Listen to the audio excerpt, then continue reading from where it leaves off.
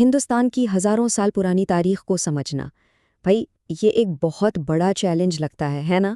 لیکن سوچیں کیسا ہو اگر ہم اس پوری داستان کو صرف 10 سوالوں کے ذریعے سمجھنے کی کوشش کریں۔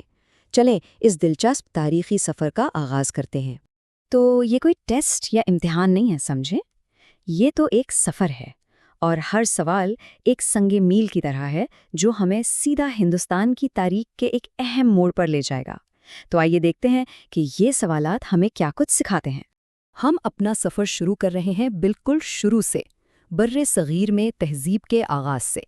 یہ وہ وقت تھا جب پہلے شہر آباد ہو رہے تھے اور پہلی بڑی سلطنتیں اپنی شکل بنا رہی تھیں۔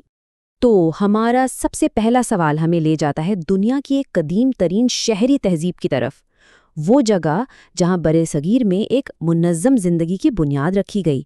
تو اس عظیم تہذیب کا مرکزی شہر آخر تھا کون سا؟ اور اس کا جواب ہے ہڑپا۔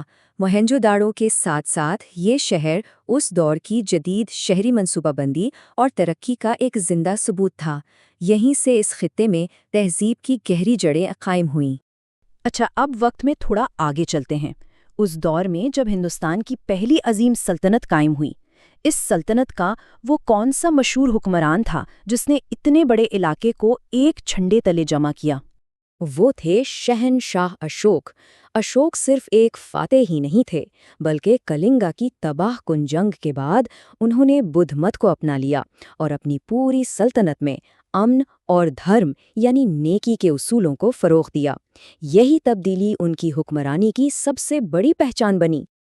اور اب ہم داخل ہوتے ہیں قرون وسطیٰ کے دور میں، ایک ایسا دور جو اپنی شان و شوکت، فن تعمیر کے کمالات اور ایسے فیصلہ کن موڑ کے لیے جانا جاتا ہے جنہوں نے ہندوستان کی تاریخ کا رخ ہمیشہ کے لیے بدل کر رکھ دیا۔ یہ سوال ہمیں دنیا کی سب سے مشہور یادگاروں میں سے ایک کی طرف لے جاتا ہے، جو مغل فن تعمیر کے عروج کی بہترین مثال ہے۔ محبت کی اس لازوال نشانی کو کس نے تعمیر کروایا تھا؟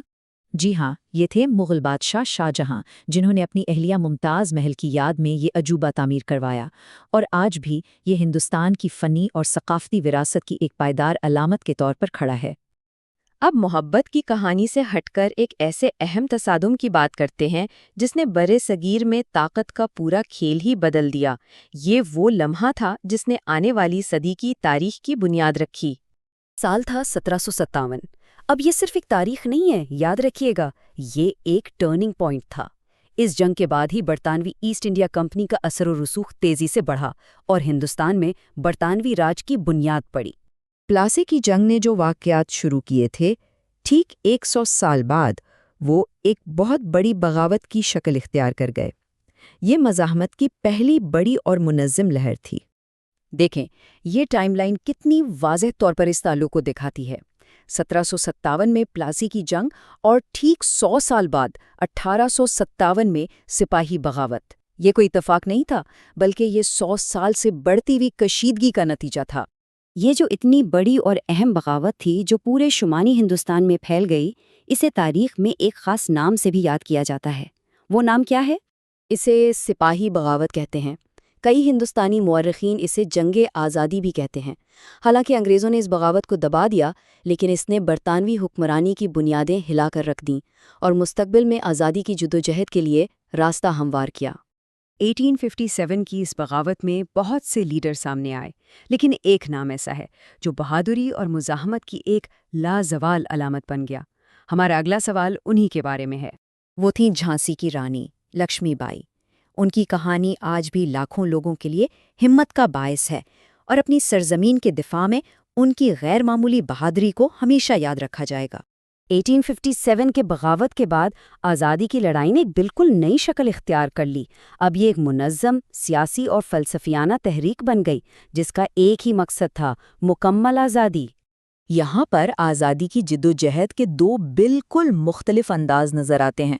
ایک طرف رانی لکشمی بائی کی مسلح مزاحمت اور دوسری طرف مہاتما گاندھی کی عدم تشدد پر مبنی تحریک۔ مقصد دونوں کا ایک ہی تھا، آزادی، لیکن ان کے طریقوں نے ہندوستان کی تاریخ پر بہت گہرے اور مختلف اثرات چھوڑے۔ اور اب بات کرتے ہیں اس شخصیت کی جو آزادی کی تحریک کا مرکز بنے، موہن داس کرم چند گاندھی، جنہیں دنیا مہاتما گاندھی کے نام سے جانتی ہے۔ انہوں نے ستیاگرہ یعنی عدم تشدد اور سول نافرمانی کے ذریعے اس جدوجہد کی قیادت کی۔